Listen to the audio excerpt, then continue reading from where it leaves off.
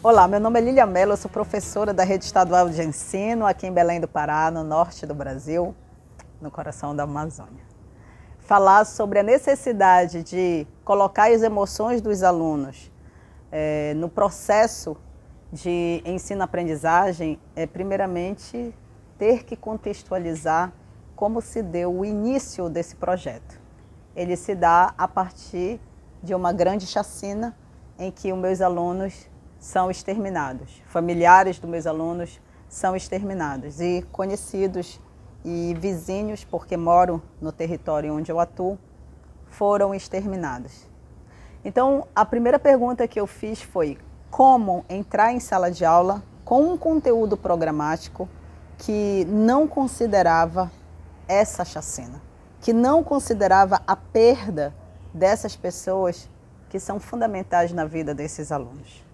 Eu precisava ouvir, eu precisava compreender o que é que eles estavam sentindo naquele momento.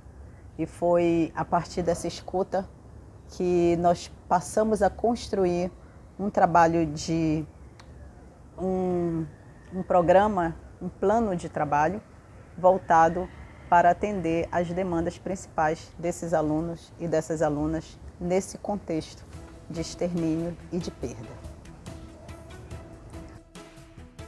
O meu trabalho enquanto educadora muda a partir da escuta empática, a partir da escuta dos meus alunos, quando eu percebo que as crises desses alunos são as mesmas crises dos meus filhos dentro de casa. Quando eu percebo que a busca por uma saída está diretamente entrelaçada, emocionalmente mergulhada pelos conflitos das pessoas que eu gero e que eu crio dentro de casa. E aí eu percebo que se importar, eu enquanto uma educadora, me importar com esse sujeito, é eu acreditar que existe verdadeiramente uma maneira de encaminhá-los positivamente dentro de uma estrada que tem um futuro incerto. Então, é por isso que hoje, e desde quando eu me entendo por educadora, eu trato meus alunos e as minhas alunas como filhos, porque eu sei que são sujeitos que estão em constante aprendizado e que as oportunidades de relacionamento, de construção afetiva, de desenvolvimento emocional, está diretamente ligada com as oportunidades que eles podem ou não ter. Nesse caso, eu, enquanto educadora, tento fazer o máximo que esse cenário seja um instrumento de possibilidades positivas e transformadoras para a vida deles.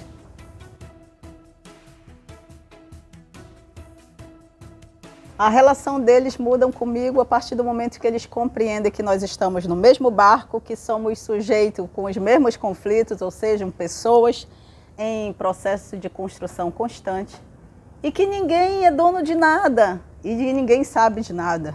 Nós vamos aprender todos juntos e nós vamos caminhar juntos. Eu acredito que passa a mudar no momento em que eu passo a reconhecê-los como filhos e eles passam a me reconhecer também como mãe.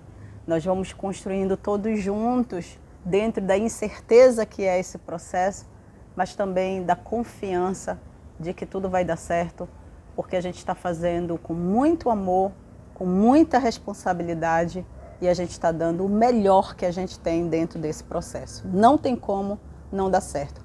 Ainda que não dê como a gente quer, vai sempre dar certo. O receio que os professores e as professoras têm de dar lugar para as emoções dentro das salas de aulas, dentro dos seus espaços pedagógicos, está diretamente ligado com o preconceito que se constrói acerca desses sujeitos que estão ali construindo uma sala heterogênea.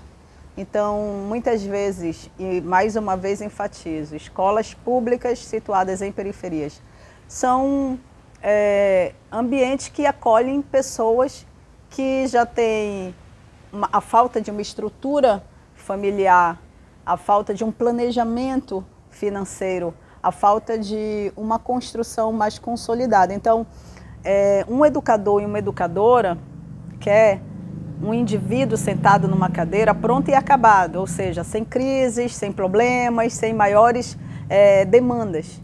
Mas quando a gente abre o espaço para um diálogo, quando a gente desconstrói as fileiras indianas e faz um círculo para que todos se olhem nos olhos, para que todos se sintam, para que eles possam falar e falar daquilo que incomoda, daquilo que dói, daquilo que ativa uma necessidade de ser escutado, há uma falsa sensação de desequilíbrio, de desarmonia, de falta de controle. O problema não é a falta de controle dentro desses espaços dialógicos.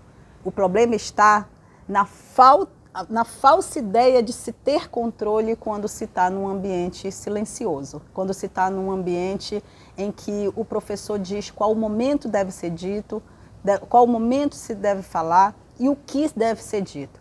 É aquela história de você passar o exercício e já ter uma grade curricular e uma grade de resposta para poder estar inserido no acerto. No momento em que a gente abre para o diálogo, não há nenhuma grade de resposta, porque não há resposta pronta. Não há gabarito, porque não tem nada acabado. Então, essa incerteza de onde se vai chegar faz com que o professor se sinta inseguro se ele vai conseguir sustentar todo o processo. Então, é importante agora a gente desconstruir a ideia de que uma sala silenciosa é uma sala organizada e de que um aluno que senta no início da aula e levanta no final sem ter dito nada é o aluno perfeito. Está tudo errado. Isso não vai dar em nada. Você não vai conseguir tocar em nenhum lugar significativo desse aluno. É preciso fazer o aluno se movimentar, sair do lugar, sair da zona de conforto, falar o que tem que falar, chorar se precisar chorar. E se de repente essa demanda chegar num lugar onde force uma estrutura maior desse professor, ele precisa também olhar para si, admitir as suas limitações e pedir ajuda de outras estruturas maiores que ele. Eu acho que é um momento da gente se olhar e reconhecer que somos seres imperfeitos, limitados, mas com boa vontade de fazer uma construção diferenciada dentro desse contexto educacional.